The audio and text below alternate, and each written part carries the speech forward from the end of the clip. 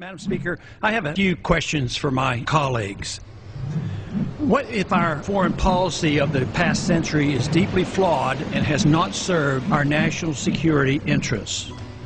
What if we wake up one day and realize that the terrorist threat is a predictable consequence of our meddling in the affairs of others and has nothing to do with us being free and prosperous?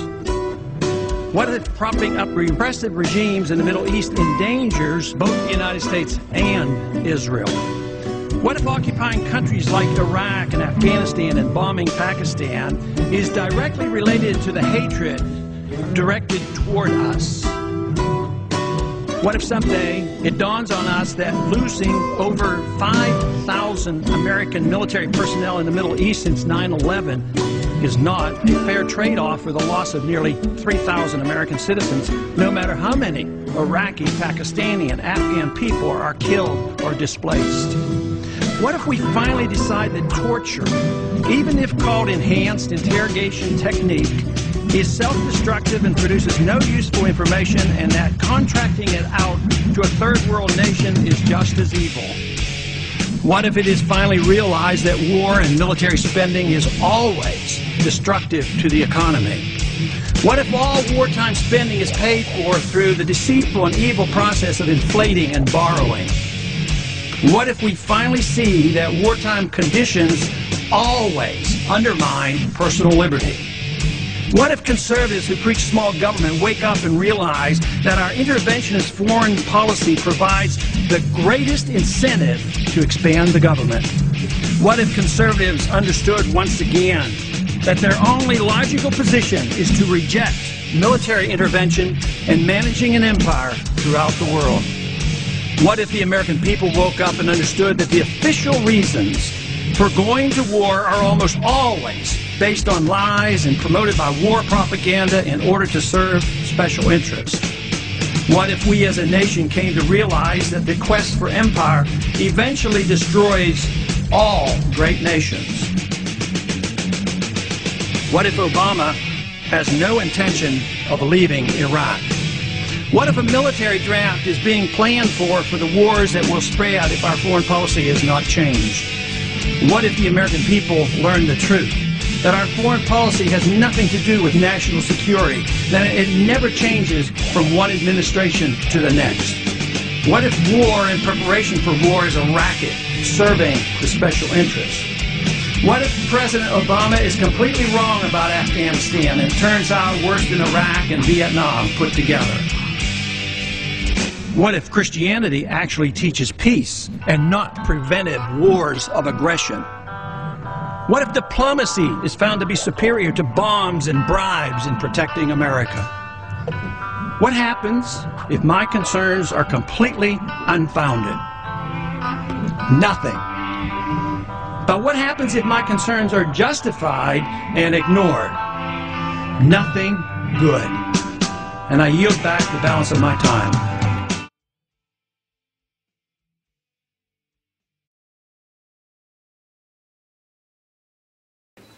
My name is Kyle Herron, and I'm going to give you guys a little synopsis of the video you just watched.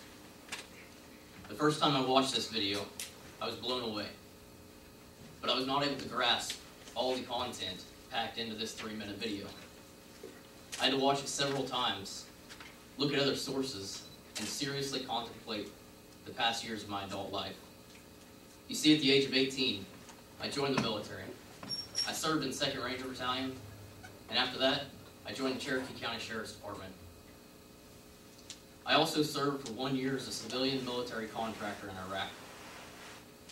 I had many instances in my life that led me down the path to my libertarian mindset. Many of them are personal and stay with me to this day. This video impacted me very deeply, and when I was asked to speak tonight, I thought I'd share this video with you and some of my experiences.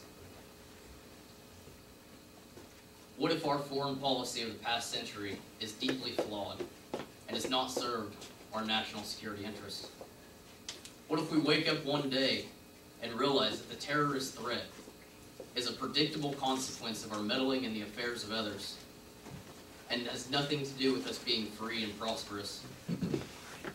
What if occupying countries like Iraq and Afghanistan and bombing Pakistan are directly related to the hatred directed towards us? Have we been creating our own enemies? Have we've been imposing sanctions, bombing countries without declarations of war, and having an intrusive military bases on lands that do not want us to be there? The answer is yes. We were bombing Iraq for almost 20 years, whether it was Desert Storm, Operation Desert Fox, or the current war in Iraq. Prior to the 9/11 attacks, we had a base in Saudi Arabia. The 9/11 Commission declared that this base was a motive for the attack. Shortly after the attacks, the base was removed. Our sanctions on foreign countries prevent medical supplies and food from reaching those who need it the most. Is it really so hard to believe that when we kill someone, either directly or indirectly, that their family will have hatred towards us? And is it that much of a stretch to believe that they'll act out on that hatred and seek revenge? What if propping up repressive regimes in the Middle East endangers both the United States and Israel? We all witnessed the Arab Springs that just took place in the Middle East. But did you know that we supported many of the leaders that were overthrown during this coup? President Mubarak of Egypt received billions of US dollars to support his military.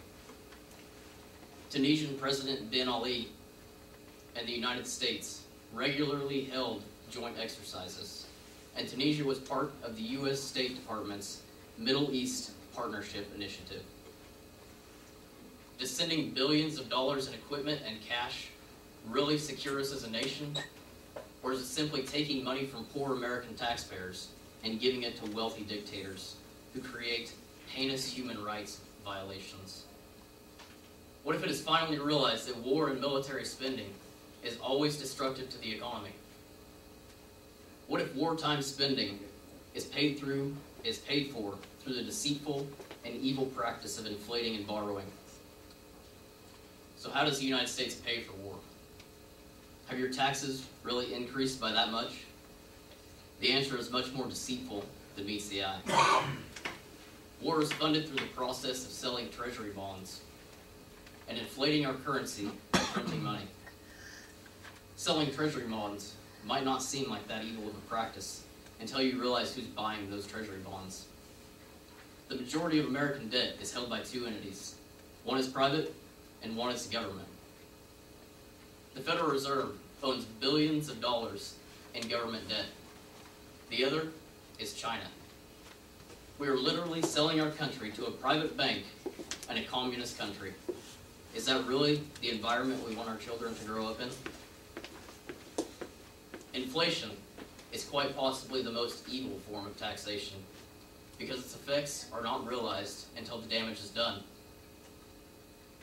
When the Federal Reserve prints trillions of dollars and puts them into circulation, they decrease the value of those dollars already in the marketplace.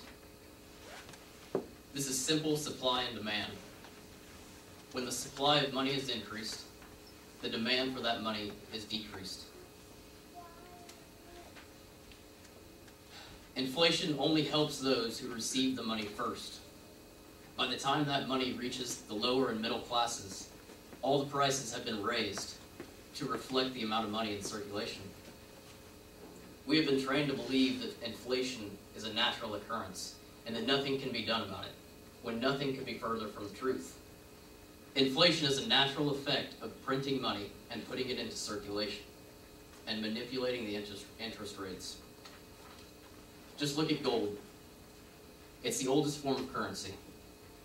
And while the price of gold in US dollars does fluctuate, the value of gold when compared to hard assets has remained solid. It's no coincidence that gold holds a steady value. It is a hard asset that has real value. The US dollar is backed by the full faith and credit of the United States government. I don't know about you, but I don't put my faith in government. What if we finally see that wartime conditions always undermine personal liberties? What if conservatives who preach small government wake up and realize that our interventionist foreign policies provide the greatest incentives to expand government? What if conservatives understood once again that the only logical position is to reject military intervention and managing an empire throughout the world? Since the beginning of the war, we have seen massive expansion of federal government through the creation of departments such as the Department of Defense or Homeland Security and the Transportation Security Administration. The government has also started passing bills that undermine our liberties, such as the Patriot Act and the National Defense Authorization Act. Under the Patriot Act, the government no longer has to apply for a warrant to wiretap your phone. Federal agents now have the ability to sign their own warrants without a judge's approval.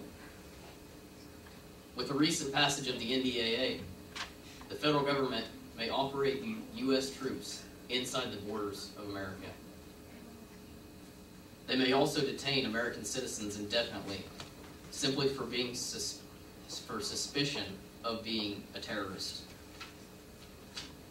We are giving up our liberties based on fear and propaganda spread by the government. Thomas Jefferson once said, "Those who would give up essential liberties to purchase a little temporary safety deserve neither liberty nor safety." What if the American people woke up and understood that the official reasons for going to war are almost always based on lies and promoted by war propaganda in order to serve special interests? What if we as a nation came to realize that the quest for empire eventually destroys all great nations? What if Obama has no intention of leaving Iraq? What if diplomacy is found to be superior to bombs and bribes in protecting America? I have personal experience in Iraq, both as a member of the military and as a private security contractor. I have seen firsthand the amount of money spent in building the U.S. Embassy. I lived on the U.S. Embassy for almost a full year throughout multiple deployments. I watched full 20-foot palm trees be transported in on cranes and placed in front of buildings for no reason. I saw million-dollar sprinkler systems being buried under the ground to water the millions of dollars of sod imported in and placed in the middle of the desert in Iraq. I witnessed suitcases of money being handed over to sheiks to buy their allegiance to U.S. troops. While working in Iraq, I learned that as soon as the U.S. troops were pulled out, they would be replaced with 15,000 to 20,000 U.S. civilian military contractors. We have no intention of leaving Iraq. If we did, we wouldn't have built a multi-billion-dollar base, bigger than the Vatican, in the middle of the desert.